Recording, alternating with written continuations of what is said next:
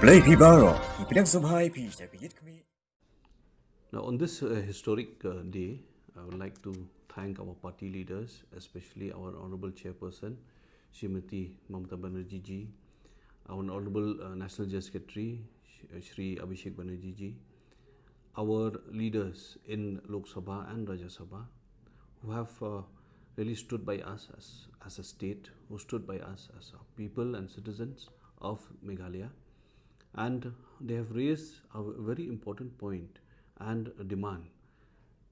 of including the Khasi and Garo languages under the 8th schedule. Never before has a national party taken the voices of the MLAs who represent the people of the state,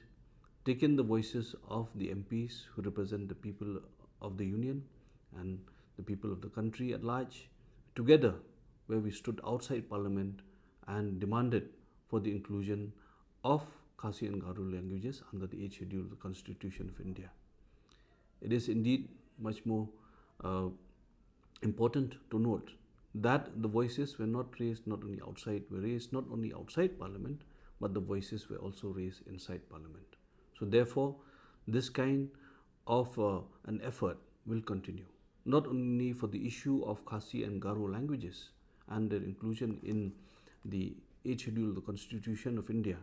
but as a party, and especially as a national party that has got a presence across the country, we pledge to the people of the state that we will keep on raising the issues that are pertinent to the people, the needs of the people of the state, and to fight for the people of the state and their benefits.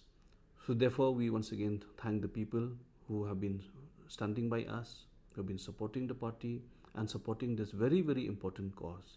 of including the Khasi and Garo languages under the 8th schedule of the Constitution of India.